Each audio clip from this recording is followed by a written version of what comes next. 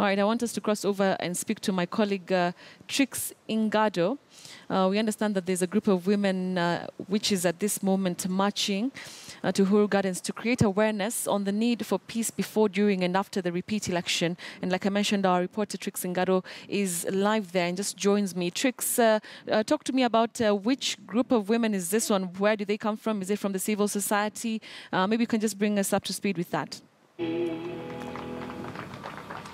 Thank you, Betty. They call themselves, they are the White Ribbon Campaign. So women from various sectors, they're being represented by the NCIC, members from the sporting sector, members of the, NCIC, TJRC. They've come together from various sectors just to push home the matter of having the importance, having peace in the country, given the political situation that is ongoing.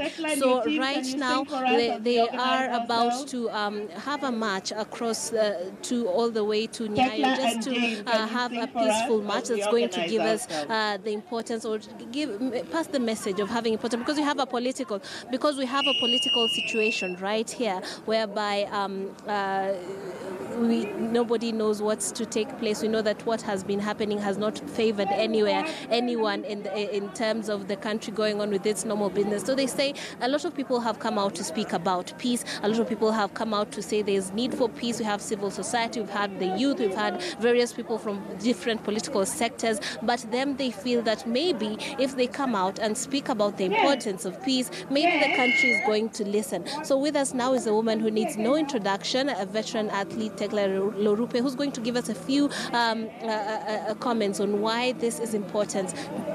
Karibu sana. Could you tell us, why is it important for women to come out and speak about the importance of peace in Kenya at this particular time in Kenyan history? Thank you, my sister. I'm happy to be here today. It's not a political rally, but it is a cry for a woman to realize that our country we are in a swampy area. For me, as a peace ambassador, I see today it's really important for all the women to stand for their sons who have been shouting left and right. What we have here today is that women are calling themselves before 26. We are thinking of election, but what we can talk today is that women have to cry for code. Oh, thank you very much. And maybe you could tell us, what are the plans that you are having today? I hear there's supposed to be a march. Could you tell us why you've organized this and how is this going to pass that message across? I want to tell you, my sister, women all over the country, they are crying for this peace. And we cannot be here, all of us, but the few people that they have chosen themselves to come here, it to represent the cry for peace for this country. And also to ask our sons who are fighting one another because of political issue. At the end of the day, the women are the ones who are suffering. I want to tell you that I came from West Pokot, and we went to Lomut, whereby the market and Pokot, they don't sleep in their houses today. It's a painful. Who is sleeping outside is that woman.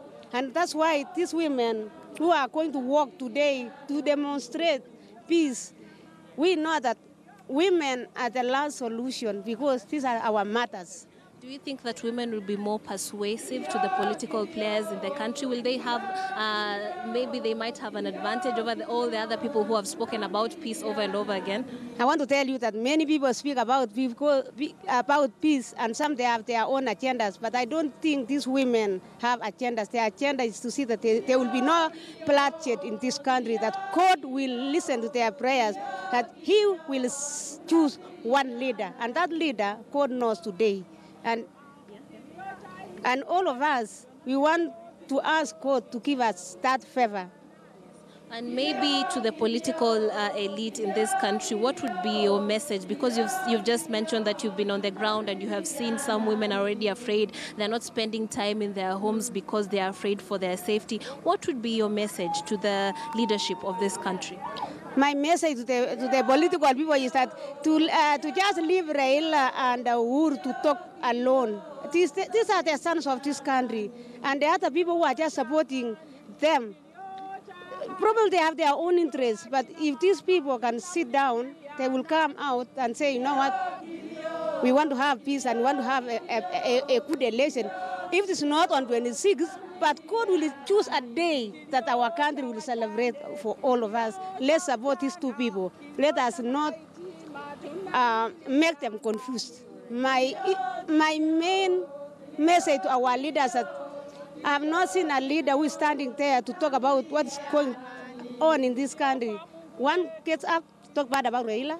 The other one gets up to talk bad about Uhuru. And I've not seen even Uhuru himself and Raila talking bad about each other. But the people who are surrounding them, that's my cry that my brothers, politicals, let's respect this country.